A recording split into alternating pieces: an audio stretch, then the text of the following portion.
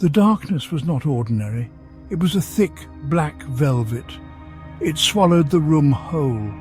No moonlight dared to enter, no streetlights offered comfort. This darkness felt ancient and it felt alive. It pressed in from every corner with a silent, knowing presence. I lay still, sensing its unusual depth. It was a blanket, heavy and suffocating, unlike any night I had known before. The air itself seemed to change, growing stale and very, very cold. This was a darkness with a purpose, a waiting darkness. The air grew heavy. It was difficult to breathe. Each breath felt like drawing in dust and old secrets. It was a physical weight upon my chest. The stillness of the room was unnatural. No familiar house sounds reached my ears, only the oppressive silence and the weight. This silence was not peaceful. It was the silence of something holding its breath, waiting. I tried to move, to sit up, but the air seemed to push me back down, pinning me to the bed. It was a tangible force, this stillness, this weight, keeping me in place. Then came the sounds. They were not loud at first, faint scratches, soft dragging noises. They seemed to come from the walls themselves, or perhaps from just beyond the door. I strained my ears, trying to understand them. Were they real? Or was my mind playing tricks in this thick blackness? The sounds were unsettling. They were not the usual creaks of an old house settling for the night. These were different. They had an intelligence to them, a careful, deliberate quality that made my skin crawl. They whispered of things unseen. A deep chill settled into my bones. It was a coldness that had nothing to do with the temperature of the room. This was the cold of fear. It seeped into me, making my teeth chatter silently. My heart began to pound, a frantic drum against the oppressive silence. I knew with a certainty that defied logic that I was not alone. Something was in the room with me, something that brought this unnatural cold and this terrible, knowing darkness. The fear was a living thing coiling in my stomach. It was a pure, undiluted terror. The darkness seemed to congeal. It gathered itself in one corner of the room. At first, it was just a deeper patch of black, a place where the shadows were more absolute. But then it began to shift. It was subtle, a slow, almost imperceptible movement. I watched, unable to look away, my eyes wide in the suffocating gloom. The air grew even heavier around this forming shape, pressing down on me with an almost physical force. It was as if the very essence of night was taking form, becoming something more. Slowly, so slowly, the shape began to detach itself from the deeper shadows. It was not solid, not quite. It was a silhouette, darker than the darkness itself. It had a vague, human-like form, but it was wrong. The proportions were distorted. The edges seemed to waver, to smoke. It did not walk, it glided. It drifted towards the bed with a silent, terrifying grace. Each inch it moved closer. The cold in the room intensified, and the weight on my chest became almost unbearable. My breath hitched in my throat. My body was frozen. I tried to scream, but no sound came out. My throat was tight, constricted by pure terror. My limbs were like lead, refusing to obey my frantic mental commands. I could only lie there, a helpless observer of my own nightmare. The fear was a vice, crushing me. It was a complete and utter paralysis, a terrible stillness forced upon me by the approaching dread. My mind raced, but my body was a statue carved from ice and terror.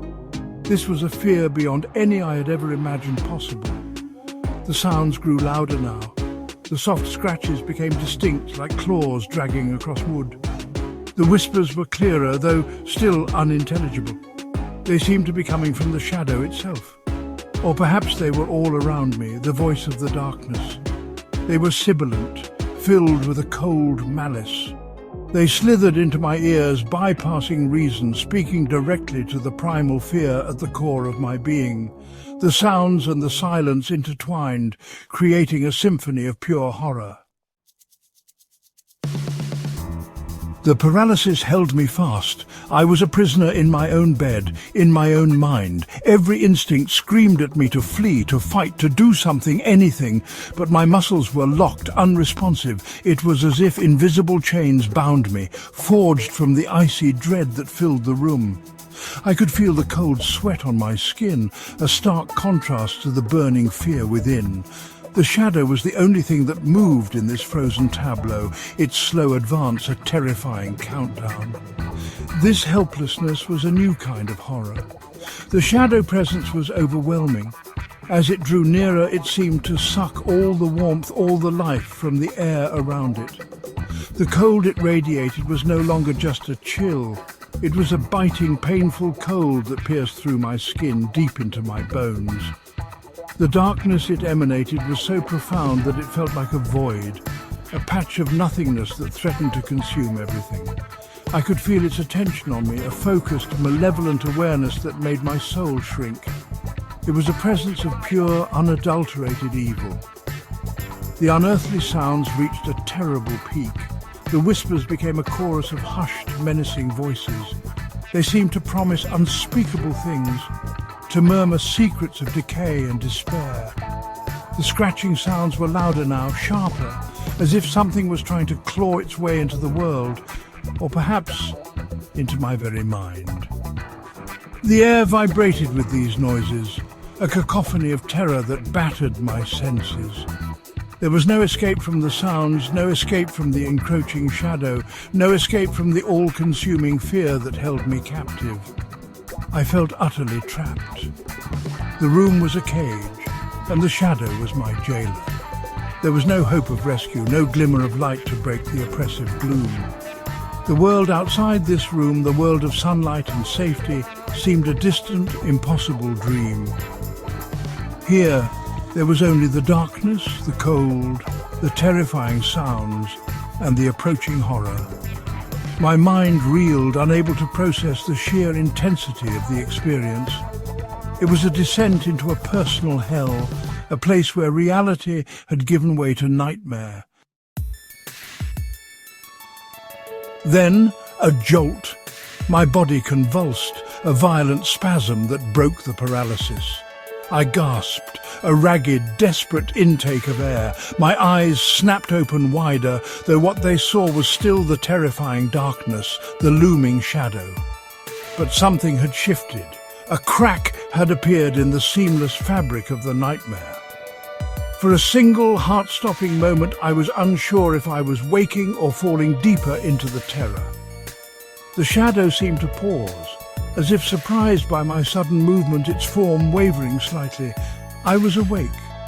The realization dawned slowly, a fragile light in the receding darkness of my mind. The oppressive weight lifted not all at once, but gradually, like a tide going out. The chilling cold began to recede, though a lingering iciness clung to my skin. My heart still hammered against my ribs, a frantic echo of the terror I had just experienced. I lay there, trembling, the images from the dream vivid and horrifyingly fresh. The room was still dark, but it was the normal darkness of early morning, not the sentient blackness of the nightmare. Through a gap in the curtains, a pale grey light began to seep into the room. It was the first hint of dawn, the morning light. It touched the edges of the furniture, chasing away the deepest shadows. The oppressive atmosphere was gone. The air felt lighter, breathable once more. The unearthly sounds had vanished, replaced by the distant, comforting hum of early traffic. The world was returning to normal, slowly but surely. The contrast between the nightmare and the emerging day was stark, almost surreal. I sat up, still shaking, my body aching from the phantom tension. The dream clung to me like a shroud. Its tendrils of fear still wrapped around my thoughts. Was it just a dream? It had felt so real, so terrifyingly, undeniably real. The memory of the shadow, its cold presence, the paralyzing fear, these things were etched into my mind with chilling clarity. Even in the growing light of morning, a sliver of that darkness remained, a haunting reminder of the terrors that could come alive when and where you least expect them.